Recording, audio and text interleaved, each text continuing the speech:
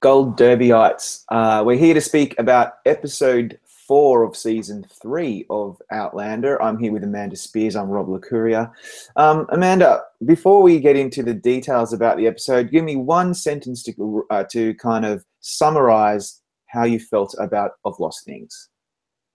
We catch up on what Jamie's been doing, and really, I just was not a fan of this kind of like him being forced to have a kid, basically have sex with this woman, and then having that's one heck of a first time. Like, the probability of that happening is so low, and I knew it the minute it happened. I'm like, she's going to be pregnant. Yeah, 100%. And okay, so I have some comments about that later, but yes, I was scratching my head on that one, given, once again, we must remind everybody we don't read the books, we haven't read them. So we're probably going to get lots of comments about that, because fans probably really love this episode, and I'll have reasons for why that is, but this is not one of the best episodes of the season, or of the series. I'll put it that way. So just recapping, Of Lost Things, written by Toni Graphia and directed by Brendan Maher. And I'll just read the summary that Stars provided to us all. While serving as groomsman at the aristocratic estate of Hellwater, Jamie is reluctantly pulled into the intrigue of a noble British family.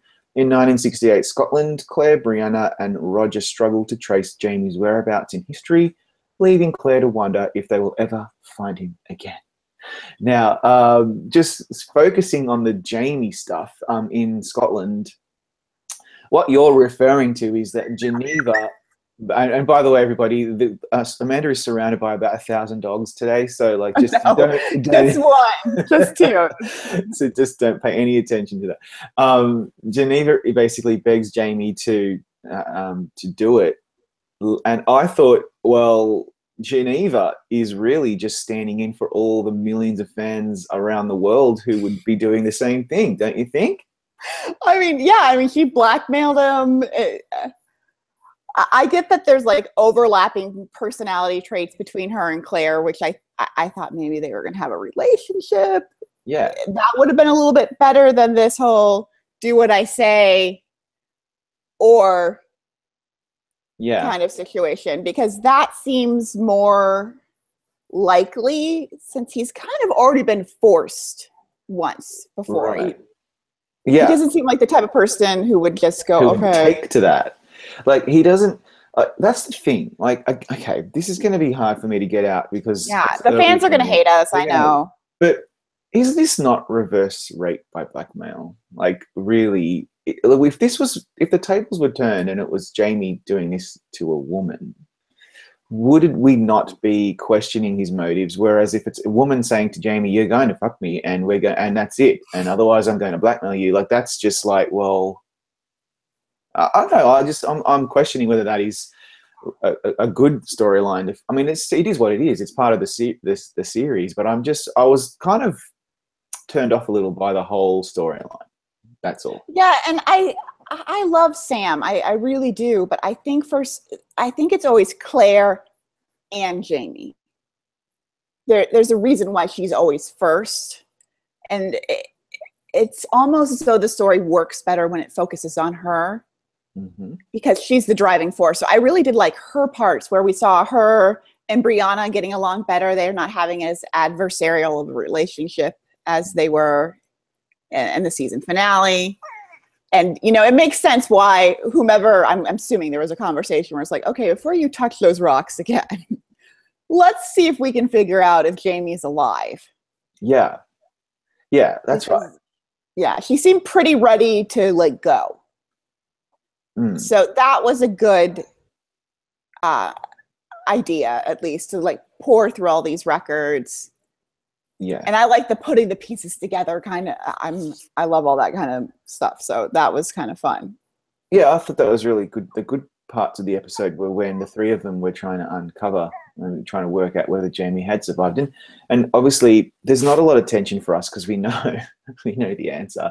But it's nice to see them realize what might or might not have happened. And I thought they were drawing a bit of a long bow in terms of the connections they were trying to make, but it was all really cool to watch anyway. And And yeah, so I'm starting to warm more to the chemistry between Sophie Skelton and Katrina Balfe, and now I've completely forgotten the actor's name who plays Roger, but yeah, I so, like Brianna and Roger as a yeah, couple. they're warming to. At first, I was not sure whether that worked, but it is working, and it was really cool to watch.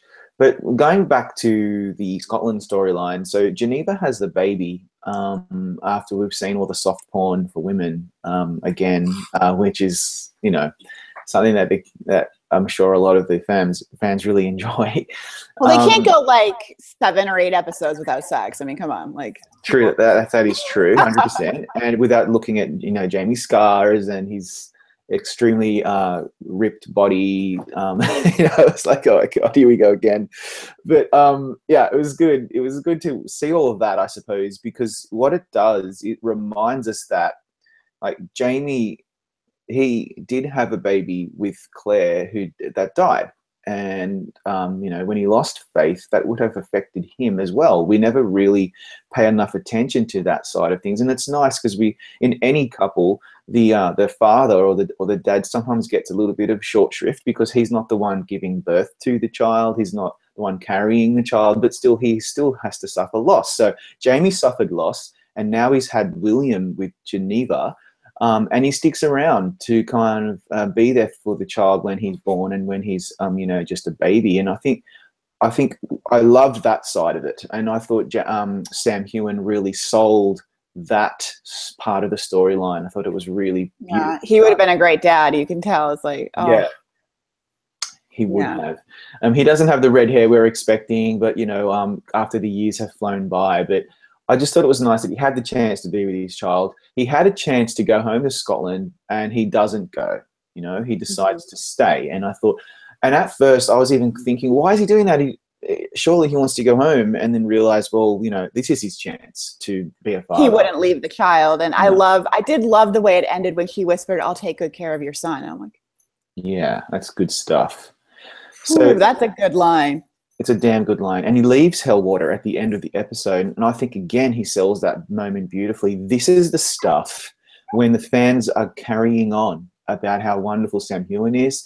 It's this, when he's doing these performances, that I just completely 100% agree that he is fantastic. It's not the sex. It's not all that stuff for me. It's obviously, it's the really emotional stuff where he really, really sells it. He's very, very good at that.